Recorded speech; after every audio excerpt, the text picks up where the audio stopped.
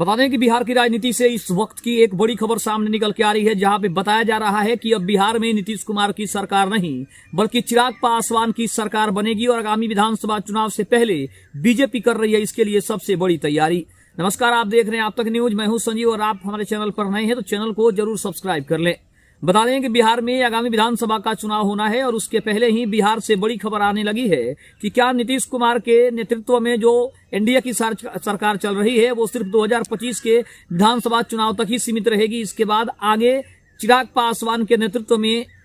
BJP सरकार बनाएगी और उन्हीं को अपना सर्वमान्य नेता मानेगी। ये इस वक्त की सबसे बड़ी खबर है। आपको बता दें कि बिहार में आगामी विधानसभा चुनाव को लेकर राजनीतिक गतिविधियां काफी तेज है और राष्ट्रीय जनतांत्रिक गठबंधन यानी एनडीए ने स्पष्ट किया है कि चुनाव मुख्यमंत्री के नीतीश कुमार के नेतृत्व में ही लड़ा जाएगा। लेकिन केंद्रीय मंत्री चिराग पासवान ने इस पर भी अपनी सहमति जताते हुए कहा है कि नीतीश कुमार के एनडीए के सर्वमान्य नेता हैं, उनके नेतृत्व में चुनाव लड़ा जाएगा। लेकिन बीजेपी ने अभी स्पष्ट कर दिया है कि बिहार में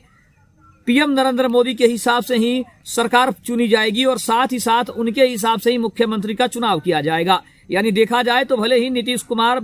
सर्वमान्य नेता होंगे, उनके नेतृत्व में चुनाव जरूर लड़ा जाएगा, लेकिन मुख्यमंत्री कौन होगा इसके ऊपर फैसला बीजेपी को करना है और चिराग पासवान इसमें सबसे आगे दिखाई दे रहे हैं।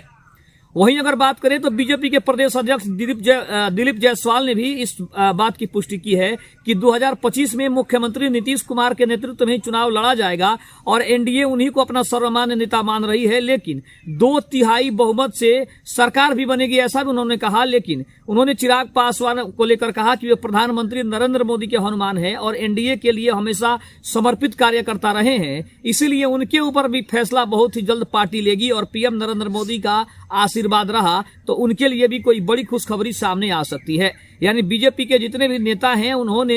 कहीं ना कहीं इस बात की ओर इशारा किया है कि ये जितने भी दावे किए जा रहे हैं उसमें बीजेपी ने कहीं ना कहीं इशारा जरूर कर दिया है, संकेत जरूर कर दिया है कि आगामी विधानसभा चुनाव के बाद मुख्यमंत्री के चेहरे पर फिर से विचार हो सकता है और किसी नए चेहरे को इसमें जगह दी जा सकती है। इस प्रकार अगर वर्तमान संकेतों के अनुसार अगर समझने की कोशिश करें तो बिहार में आगामी विधानसभा चुनाव में नीतीश कुमार और एनडीए मिलकर चुनाव लड़ेंगे। साथ ही साथ चिराग पासवान की पार्टी लोजपा रामविलास भी इस गठबंधन का अटूट हिस्सा है और सभी दल मिलकर चुनाव लड़ने के बारे में सोच रहे हैं। लेकिन मुख्यमंत्री के ऊपर जो फैसला आने वाला है वो काफी दिलचस्प है, क्योंकि जब एनडीए की तरफ से अगर देखा जाए तो गृह मंत्री अमित शाह का जो बिहार दौरा हुआ था उसमें उन्होंने कहा कि सरकार बीजेपी की बनेगी, बीजेपी ये तय करेगी कि किसको मुख्यमंत्री का चेहरा घोषित करना है। उन्होंने नीतीश कुमार का नाम एक बार भी नहीं लिया था और शायद यही कारण है कि अब बिहार की राजनीतिक गलियारों में इस बात की चर्चा होने लगी है कि क्या नीतीश कुमार की यह अंतिम पारी है और नीतीश कुमार आगे फिर से सभा के चुनाव के बाद हो सकता है कि अपने कुर्सी से और अपने पद से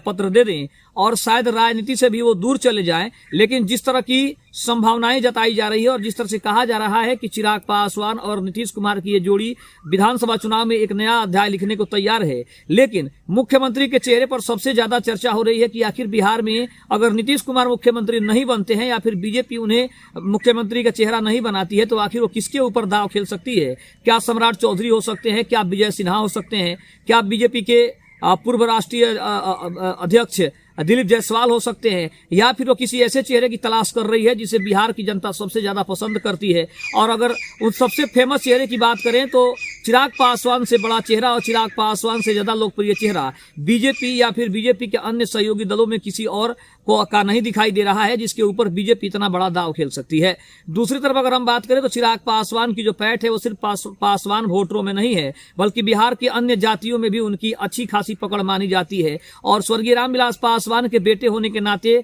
इसका भी सबसे ज्यादा फायदा चिराग पासवान को मिल रहा है। और इसका जो उदाहरण है उन्होंने 2024 के लोकसभा चुनाव में पेश भी किया है। तो इन सभी तमाम अगर मुद्दों को देखा जाए तो कहीं ना कहीं चिराग पासवान बिहार में मुख्यमंत्री के सबसे प्रबल दावेदार हैं। अगर बीजेपी किसी कारणवश नीतीश कुमार को मुख्यमंत्री का चेहरा अगर नहीं बनाती है या फिर आने वाले चुनाव के बाद जब अगर एनडीए की सरकार बनती है तो मुख्यमंत्री के चेहरे के रूप में किसी और की तलाश कर सकती है, ऐसी संभावनाएं हैं। हालांकि चिराग पासवान से जब इस बारे में पूछा जा रहा है तो चिराग पासवान सिर्फ एक ही बात कहते नजर आ रहे हैं कि उनके दल के सबसे सर्वमान्य नेता नीतीश कुमार हैं। इसके पीछे की अगर सोच भी देखा जाए तो कहीं ना कहीं लोगों का यह भी कहना है कि बीजेपी अभी किसी भी कीमत पर मुख्यमंत्री चेहरे के ऊपर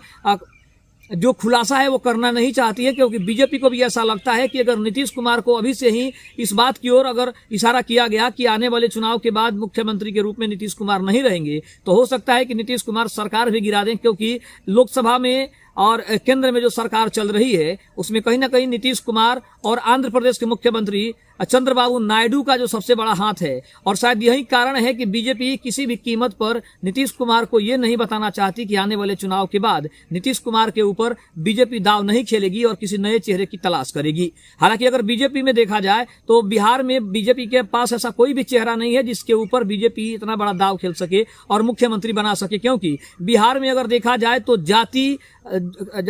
जातियों की राजनीति है वो सबसे ज्यादा हावी रहती है। और हर चुनाव में इसका उदाहरण भी देखने को मिलता है, इसका नतीजा भी देखने को मिलता है कि बिहार में जाति की जो राजनीति है वो कितनी हावी है। तो इन सभी मुद्दों पर अगर बात करें तो कहीं ना कहीं चिराग पासवान और नीतीश कुमार के बीच अब की बार सबसे ज्यादा दिलचस्प लड़ाई है मुख्यमंत्री बनने की, कि बीजेपी क्या नीतीश कुमार के ऊपर ही एक बार फिर से दाव खेलेगी या फिर वो चिराग पासवान के ऊपर भरोसा जता सकती है। बिहार की जनता का जिस तरह से समर्थन चिराग पासवान को मिल रहा है, उन सभी अगर बातों को देखा जाए तो चिराग पासवान एक मजबूत प्रतिद्वंदी हो सकते हैं, एक ऐसा चेहरा हो सकते हैं जो बिहार में सबसे ज्यादा लोकप्रिय है, जिसकी एक एक